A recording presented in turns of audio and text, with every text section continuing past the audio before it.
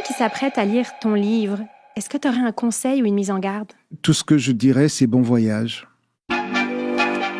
Cœur d'encre, le balado où les plumes franco-canadiennes se livrent.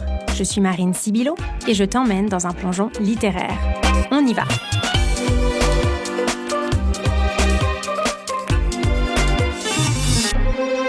Aujourd'hui, je suis avec l'auteur Didier Leclerc.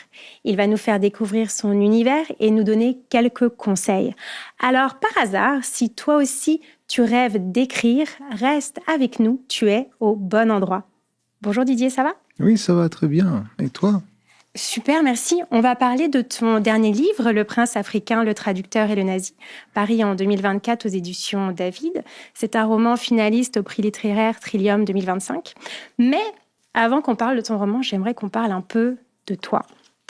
Puis dis-moi si j'ai tort, mais je pense que j'ai fait des bonnes recherches. Tu es né à Montréal de parents rwandais, mais tu n'y as jamais vécu car tu as quitté Montréal quand tu étais bébé. Tu as vécu en Afrique avant de revenir au Canada pour tes études. J'étais impressionnée de découvrir que tu as étudié dans 3 universités canadiennes, la Laurentienne à Sudbury, l'Université d'Ottawa et le campus Glendon à Toronto. Tu as été journaliste, correcteur d'épreuves et de français et tu es un passionné de jazz. Oui. Première question pour toi, tout ce bagage multiculturel que tu as, trouves-tu qu'il influence ta plume? Oui, le bagage multiculturel influence évidemment ma plume parce que je peux puiser dans mes expériences diverses, celles que j'ai connues en Afrique, celles que je connais ici, dans les différentes communautés. Alors oui, je dirais oui, absolument. On va se plonger maintenant dans ton roman, Le Prince africain, le traducteur et le nazi. On y suit 3 personnages d'origine africaine, le prince Antonio, son traducteur Jean de Dieu et son chauffeur Hans, tous 3 installés à Paris en pleine occupation durant la Seconde Guerre mondiale. Le prince fait du trafic de diamants aidé par ses 2 acolytes. Et bien sûr, ce qui devait arriver arriva. La police, la Gestapo s'intéresse à eux et il y a 2 policiers nazis particulièrement qui s'occupent de regarder ce qu'ils font. Alors, je ne sais pas du tout l'allemand, donc tu vas me dire, Didier, si je prononce bien, le major Baumeister. Oui, mais je ne parle pas allemand non plus. Tu ne parles pas allemand non plus, ok. Et le lieutenant Betz. On va partir du principe qu'on les a bien prononcés. Donc, ce sont les 2 policiers nazis qui vont enquêter sur le trio. Il y a une chasse à l'homme qui commence. C'est la première fois que tu entraînes ton lectorat dans le monde de l'espionnage. Est-ce que ça te démangeait depuis un moment de te plonger dans cet univers-là? Non, je ne peux pas dire que ça me démangeait. J'aimais, comme lecteur, lire les livres policiers, des livres de ce genre. Mais les écrire ne m'étaient pas venus à l'esprit. Et quand c'est arrivé, je me suis dit, bien, je vais faire pareil. Et donc, c'est tout simplement un concours de circonstances. C'était au bon moment que je voulais écrire ça. Et voilà, je me suis mis à table et j'ai écrit. Est-ce que tu parles de circonstances? Est-ce qu'il y a eu un moment déclencheur pour que tu te lances dans ce type de roman-là? Oui, je lisais un roman policier et je trouvais que c'était très bon et que je me sentais capable d'en faire autant. Et quand je me suis dit, tiens, en fait, je suis capable d'en faire autant, c'est là où j'ai dit, bien, alors allons-y. Donc c'est en lisant un roman policier que j'ai décidé d'en écrire un. Et ce que je trouve impressionnant, c'est que tu as plus d'une trentaine d'années d'expérience dans l'écriture. Et même toi, tu te lances des fois dans des nouveautés, même après tant de temps. Je trouve que c'est très inspirant d'entendre ça de la part des auteurs, de se renouveler constamment. Tes 3 personnages principaux sont d'origine africaine, mais l'action se passe en Europe, à Paris principalement, et un petit peu aussi à Lisbonne. Parler de la Seconde Guerre mondiale du point de vue des Noirs sous l'occupation allemande, c'est quelque chose de peu courant dans la littérature et même au cinéma d'ailleurs. Trouves-tu qu'il y a un manque dans la littérature, une omission de mentionner le rôle des peuples africains dans ce conflit? Oui, il y a une omission de mentionner les peuples africains et autres, pas seulement africains. C'était une guerre mondiale, mais il y a eu participation de l'Afrique à l'intérieur de cette guerre et contribution avec sacrifice. Et je crois que beaucoup de gens, beaucoup de personnes qui s'intéressent à cette histoire ignorent la contribution des autres peuples pour la victoire des bons, entre guillemets, bien sûr. Tu dépeins Paris avec beaucoup de précision, puis je te le disais tantôt, juste avant qu'on démarre l'entrevue, j'ai vécu moi-même à Paris, donc j'ai été projetée dans un Paris que je connais. Sauf que là, tu décris les voitures de l'époque, le nom des rues, les chansons, l'atmosphère. Est-ce que tu as fait beaucoup de recherches à ce sujet? As-tu même été là-bas en personne pour t'imprégner de l'aura de la ville de Paris? Je ne suis pas allé à Paris pour m'imprégner de l'aura de la ville. Mais j'ai fait des recherches et je me suis appuyé sur les recherches et sur ma culture générale, étant donné que j'ai étudié dans les lycées français très jeune, jusqu'au niveau de la fin du secondaire. J'ai été donc extrêmement exposé à la littérature et à la culture française. Par conséquent, ce n'était pas tellement difficile pour moi de pouvoir puiser là-dedans pour pouvoir écrire ce livre. Donc, t'as jamais été à Paris, même avant l'écriture de ton livre, ou y as-tu déjà été quand même par le passé? J'y ai été à quelques reprises pour visiter des amis, donc en vacances. Oui, j'ai déjà fait ça, mais je ne suis jamais resté très longtemps, peut-être 2, 3 semaines, et puis c'est tout. Ok, donc tu connaissais quand même un peu l'univers dans lequel tu as fait évoluer l'action de ton roman, malgré tout. Oui, je connaissais l'univers et j'ai vu des films, donc aussi, j'ai vu exactement l'atmosphère dans laquelle les gens baignaient à cette époque. Dans la capitale parisienne, le poids de l'occupation allemande se fait sentir dans ton roman. La population vit dans la peur, on s'observe, on se dénonce. Ça fait parfois ressortir le pire de l'être humain qui est prêt à tout pour survivre. Mais il y a aussi des personnes qui aident leur prochain par pure gentillesse dans ton roman. Je pense notamment au personnage d'Armando et de sa femme.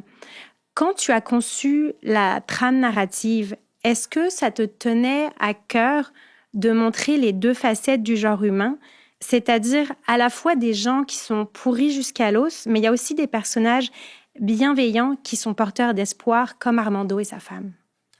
Oui, je pense que dans la vie, c'est comme ça. Il y a des gens qui sont donc complètement obsédés par leur propre obsession et il y a ceux qui n'ont pas ça, qui sont capables de se sentir extrêmement humains. Et donc Armando, le propriétaire de café, est comme ça. C'est quelqu'un qui est pratiquement apolitique. Il voit la vie du bon côté. C'était un artiste, c'est encore un artiste, et il essaye de faire de son mieux pour que tout le monde autour de lui se sente bien. Alors, je veux pas en révéler trop parce que je veux que les gens découvrent l'intrigue de ton roman au fur et à mesure. Mais ce que tu me dis me fait penser un peu au personnage de Jenny, la prostituée, avec qui le traducteur Jean de Dieu a une relation. Ou pareil, c'est un personnage qui est un peu flottant. C'est-à-dire qu'elle vient de la marginalité, c'est une prostituée, mais en même temps, elle est engagée, elle essaye d'aider Jean de Dieu. C'est un personnage qui a un petit peu en elle ces deux facettes-là. Ni tout à fait un personnage mauvais, malgré sa vie de prostituée, mais ni tout à fait bon non plus, parce qu'elle fait partie de cet univers de l'occupation. Comment tu la vois, toi, ce personnage-là, Jenny? Tu la personnifies comment dans ta tête comme type de personnage? Eh bien, je la vois comme une personne forte, une femme téméraire, capable de voir le bon côté des choses.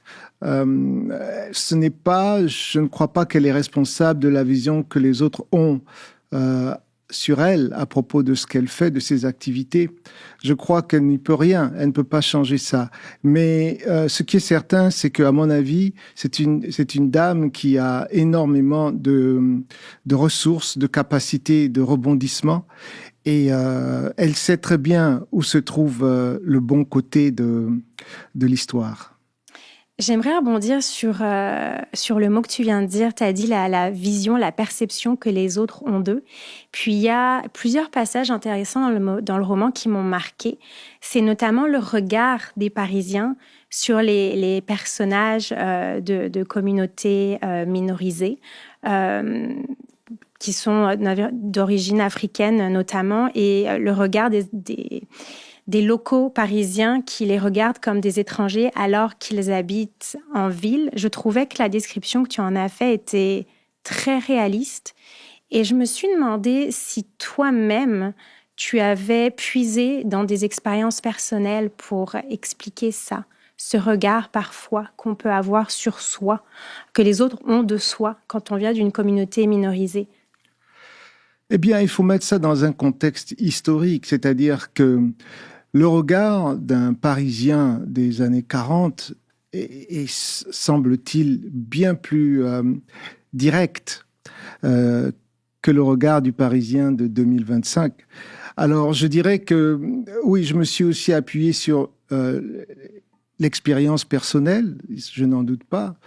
Cependant, j'ai peut-être appuyé un peu sur le trait parce que on se laissait aller bien plus. Il faut rappeler que les publicités de l'époque, Yabon Banania et tout ça, c'était sans gêne. En fait, on se demandait pourquoi les gens se plaignent. Alors, je crois que c'est ça. J'ai donc peut-être essayé de mettre donc dans le côté historique cette atmosphère et ce regard de l'autre à l'endroit des minorités. Et tu l'as très bien réussi parce que, comme je t'ai dit, moi, je l'ai ressenti beaucoup en le lisant. Donc, bravo pour cet effet de plume. J'aimerais maintenant qu'on parle de ton personnage principal, Jean de Dieu, que je perçois un peu comme antagoniste lui-même. Tu lui donnes une substance très intéressante avec sa personnalité. D'un côté, c'est l'homme de main du prince Antonio. Il flirte beaucoup avec le danger. Bon, sans trop en révéler, disons que pour lui, tuer ne soulève pas de problème éthique, tout comme faire d'ailleurs du trafic illégal. Mais en même temps, c'est un homme érudit qui adore apprendre, il tombe amoureux et il se montre amical et même généreux envers les gens qu'il apprécie. En développant ce personnage, Didier, est-ce que c'était quelque chose de primordial pour toi de montrer que personne n'est jamais ni complètement mauvais, ni complètement bon, particulièrement en temps de guerre? Oui, je voulais bien montrer que tout le monde a un côté bon et quelquefois un côté moins recommandable. Cependant, il y a encore un effet historique, c'est-à-dire que le monde, l'environnement dans lequel Jean de Dieu vit est un monde, sans qu'il le veuille, manichéen.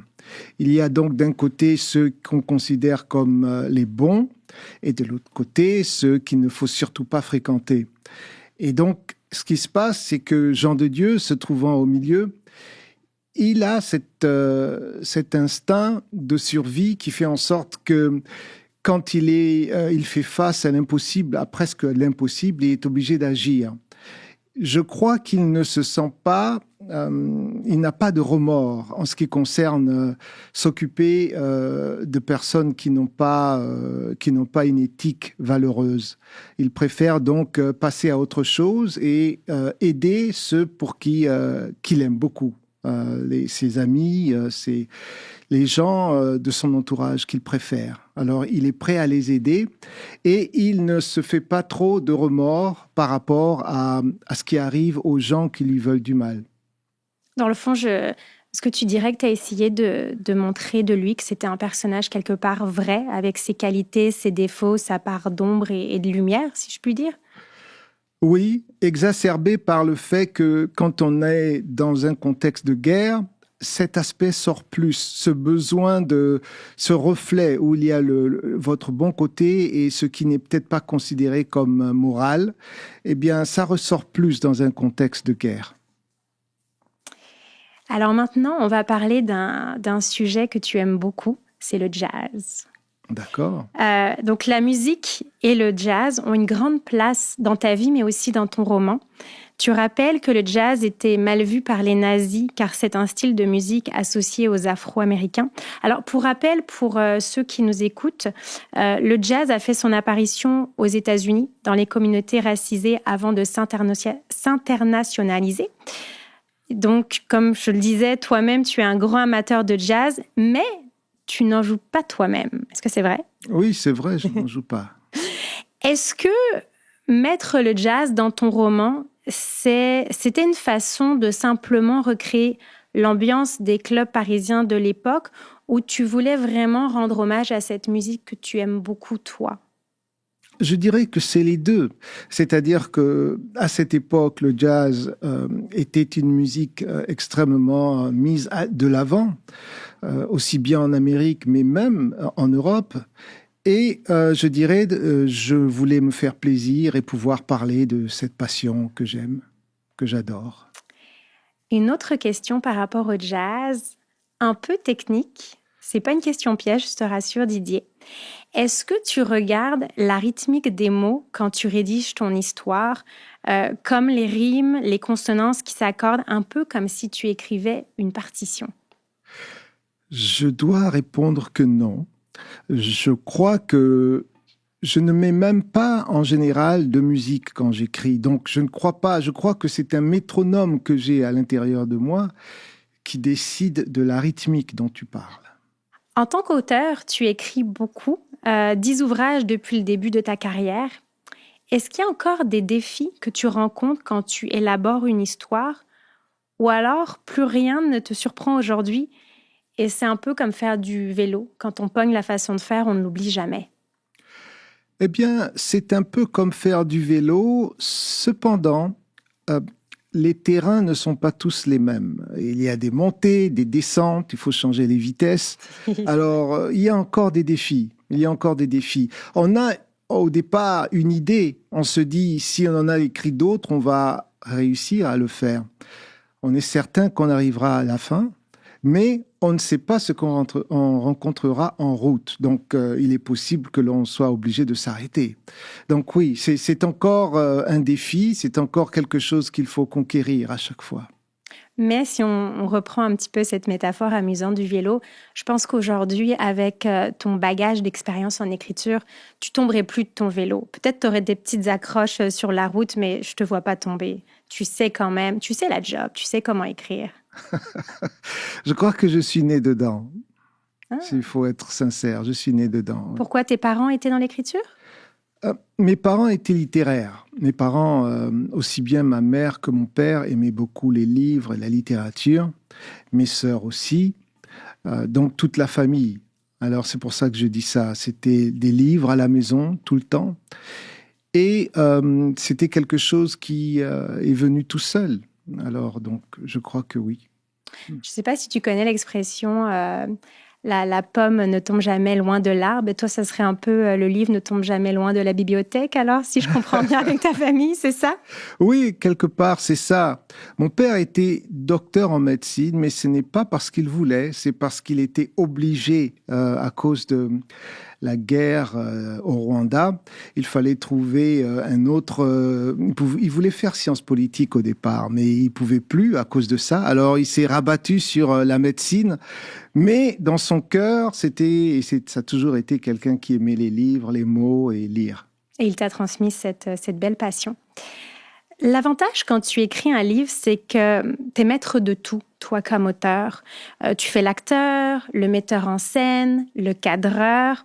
Quand tu développes une histoire, Didier, est-ce que tu habites ces différents rôles pour ton Adric à 200%? Est-ce que même quand tu arrêtes d'écrire, tu ramènes ces rôles un peu avec toi à la maison, tu y penses, ils t'obsèdent, ou tu arrives à couper quand tu finis d'écrire? Eh bien, j'écris à la maison, donc je ne ramène pas ça, c'est déjà à la maison. Je dirais que oui, j'arrive à m'arrêter. Cependant, je crois que cette histoire continue, en effet, dans ma tête. Et le lendemain, quand je me réveille, j'ai beaucoup plus d'idées que la veille. Donc, je me dis que j'ai dû y penser sans m'en rendre compte. Parce que, en effet, même si j'arrête à un certain temps, souvent, le lendemain, j'ai encore plus d'idées que la veille. L'objet en soi, le livre, parlons-en. C'est le fruit d'un travail d'équipe. Il y a l'auteur au début de la chaîne, mais il y a aussi le directeur d'édition qui fait des recommandations de contenu, la personne en charge de la révision qui suggère des ajustements langagiers, et il y a les personnes impliquées dans le choix de l'image sur la couverture, celle qui attire le premier regard et qui va attirer la curiosité du potentiel lectorat. Comment toi, tu te positionnes face à ce processus éditorial? Parce que souvent, on dit que un livre pour son auteur, c'est un peu son bébé. Est-ce que tu arrives à lâcher prise à un moment donné et à laisser d'autres personnes lancer la machine de publication? Oui, j'arrive à laisser les autres personnes lancer la machine. Ce que je dois souligner par contre, c'est que lors de la révision, c'est un peu difficile. Quelquefois, les corrections que l'on suggère ne vont pas dans la même direction que celle que j'ai prise. Donc, c'est là où il y a quelquefois quelques difficultés. Mais toute la machine, oui, parce que les livres, pour moi, c'est comme mes enfants, et puis à un moment donné, ils sont grands, il faut les laisser partir. C'est bien dit. Là, j'ai une question pour toi. C'est un peu la question que j'appelle la question à $1 million. Mais si tu veux sortir ton joker et ne pas y répondre, tu as le droit aussi. Si on te demandait demain de choisir entre le jazz ou l'écriture, tu choisirais quoi? L'écriture. Ah, ben finalement, pas de joker. Ça a été assez vite répondu. OK. Quel est le plus grand conseil que tu pourrais donner à quelqu'un qui veut écrire comme toi? Eh bien, de ne pas remettre à demain ce qu'il ou elle peut faire aujourd'hui. Alors, il faut y aller. Il ne faut pas se donner des pauses inutiles ou remettre à plus tard. À une personne qui s'apprête à lire ton livre, est-ce que tu aurais un conseil ou une mise en garde? Pas du tout. Je crois que tout ce que je dirais, c'est bon voyage. Bien dit. Moi, j'allais dire lancez-vous. Mais oui, bon voyage, ça marche aussi très bien. Vous allez être propulsé en France dans les années 1940. Combien ça t'a pris comme temps d'écrire ton livre, vraiment de la première idée à la recherche jusqu'à ce que tu apposes ton mot fin? En gros, peut-être 2 ans maximum. 2 ans. C'est quand même un travail de longue haleine et de passion. Oui. Est-ce que tu travailles en ce moment sur quelque chose d'autre? Un nouveau roman, une poésie, une nouvelle? Un recueil de poésie et probablement un début de roman. Donc, c'est possible, oui. C'est à peu près ça. Okay. Qu'est-ce que tu aimerais que les gens retiennent après avoir lu ton livre? Peut-être une émotion, une idée, un thème? Ça serait quoi? Bien, on est dans l'émotion, je crois, quand on écrit des romans. En tout cas, moi, je suis dans l'émotion. Donc, je dirais que ce que j'aimerais qu'ils retiennent, c'est l'émotion qu'ils ont eue quand un de leurs personnages préférés arrive à s'en sortir. Ça, c'est une émotion que souvent, on n'oublie pas. On est content, on est soulagé, on est joyeux de retrouver. Et l'autre chose, c'est peut-être de s'imaginer que on n'a pas encore tout dit sur la Deuxième Guerre mondiale, qu'il y a encore des ombres et qu'il faudrait peut-être aller fouiller pour se renseigner. Merci beaucoup d'être venu jaser avec nous, Didier. C'était un plaisir. Pour toi à la maison qui nous écoute, merci d'avoir été avec nous. Pour rappel, le roman de Didier, Le Prince africain, le traducteur et le nazi, est paru aux éditions David. Il fait partie des 5 ouvrages finalistes au prix littéraire Trillium 2025. Je te dis à bientôt pour un autre plongeon littéraire franco-ontarien. À bientôt, Didier. Merci.